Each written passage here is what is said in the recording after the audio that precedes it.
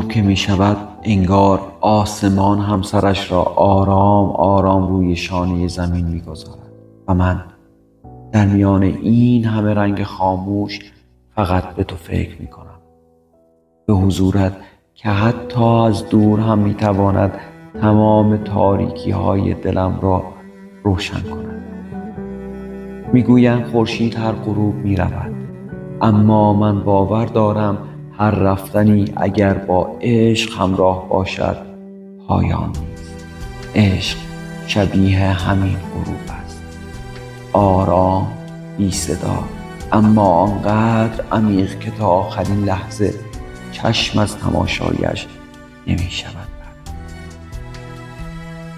اگر روزی صدایم را در میان موجها، باد یا سکوت غروب شنیدی، بدان تمام واژه هایی که نگفتم تنها یک معنا داشتم: دوستت دارم.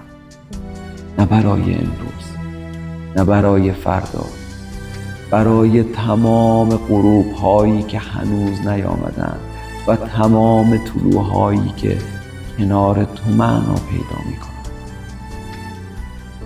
اگر عشق رنگی داشت، بیشک رنگ همین آسمان غروب، ترکیبی از دلتنگی، امید و انتظار. و اگر قرار باشد آخرین جمله زندگیم را بگویم، آرام با لبخندی که فقط تو دلیلش هستی خواهم گفت: دوست داشتنت زیباترین اتفاق تمام زندگی من بوده، هست و خواهد